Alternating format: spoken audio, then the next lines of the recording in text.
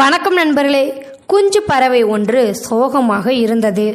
அதன் தாய் பறவை, ஏன் சோகமாய் இருக்கிறாய் என்று கேட்டது. குஞ்சு பறவை, எனக்கு பிறரிடம் எதையும் கேட்பதற்கு கூச்சமாக இருக்கிறது என்றது. தேவையானதை கேட்காவிட்டால் உன் வாழ்க்கை சிறப்பில்லாததாக ஆகிவிடும் என்று தாய் எச்சரித்தது. குஞ்சு அதை கேட்டு, சும்மா பொன்மொழியாக சொல்வது எளிது, செய்து காட்டுவது கடினம் என்றது. இதை கேட்ட தாய்ப்பறவை தன் குஞ்சு பறவையை அழைத்து கொண்டு பறந்தது. ஏரி கரையோரம் சென்று பறந்தபடி நீரின் அருகே எச்சமிட்டது. ஏரியில் ததும்பிய சிற்றலை எச்சரித்ததைப் போல நின்றது.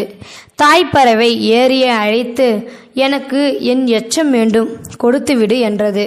அது என்னுள் கரைந்து போய்விட்டது, அதை திருப்பி கொடுக்க முடியாது. அதற்கு பதிலாக ஏரிக்குள் இருக்கும் மீன் ஒன்றை தருகிறேன் என்றது. தாய்ப்பறவை அந்த மீனை எடுத்துக்கொண்டு பறந்தது. ஒரு வீட்டின் முன்னால் வைத்துவிட்டு கொஞ்ச நேரம் மறைந்திருந்தது. வீட்டில் இருந்தவர்கள் மீனை எடுத்து சென்று சிறிது நேரம் கழித்து கதவை தட்டி, என் மீன் எங்கே, எனக்கு அது வேண்டும் என்றது. அதை குழம்பு வைத்து சாப்பிட்டு விட்டோம். அதற்கு பதிலாக நாங்களே தயாரித்த தரமான கயிறு தருகிறோம் என்று கொடுத்தார்கள். தாயும் குஞ்சும் கயிற்றை எடுத்துக்கொண்டு பறந்தன. வழியில் ஒருவர் கிணற்றருகே கவலையுடன் நின்றிருந்தார்கள். அவருடைய கிணற்றில் கயிறு இற்று போய்விட்டதாம். கயிறு இல்லாமல் நீர் இறக்க முடியாது. நீர் இல்லாமல் போனால் என் வீட்டில் நடக்க இருக்கும் விழா நடக்காது என்று புலம்பினார். நான் கயிறை கொடுத்தால் நீங்கள் எனக்கு என்ன தருவீர்கள் என்று தாய் கேட்டது. என்னிடம் இருக்கும் அரிய வகை விதை நெல் ஒரு படி தருகிறேன். அது அழிந்து விட்டதாக மக்கள் நினைத்து கொண்டிருக்கிறார்கள். ஆனால் அது அழியவில்லை. என்னிடம் விதையாக கொஞ்சம் இருக்கிறது என்றார் அவர்.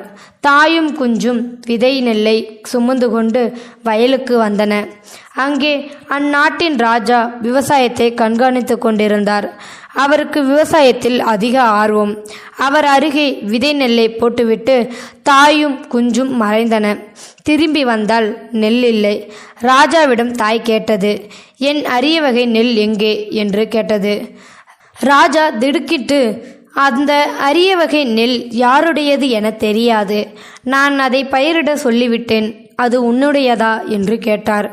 அதற்கு பதிலாக, நீ என்ன கேட்டாலும் நான் தருகிறேன் என்றார் ராஜா. ராஜாவின் அரண்மனையில் 1 மணி நேரம் அமர்ந்து அரசாட்சி புரியும் உரிமையை தாய்ப்பறவை கேட்டது. ராஜாவும் 1 மணி நேரம் அதை ஆட்சி செய்ய சம்மதித்தது. அதிகாரத்தை பெற்றதும் தாய்ப்பறவை, எங்கள் பறவை இனங்களுக்கு தேவையான உணவை இனிமேல் ராஜாவே கொடுக்க வேண்டும் அப்படின்னு ராஜ கட்டளை பிறப்பித்தது. இதையெல்லாம் பார்த்து கொண்டிருந்த குஞ்சு பறவை அசந்து விட்டது.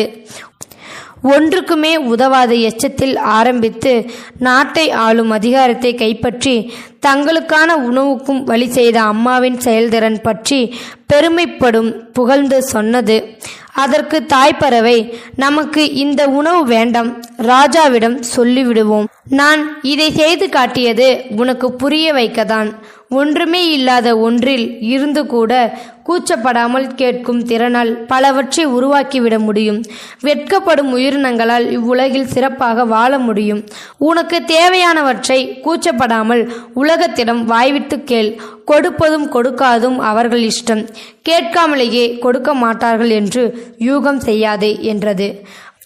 வார்த்தைகளை நெய்ய தெரிந்தவர்கள் உறவுகளை உடுத்தி செய்வார்கள்.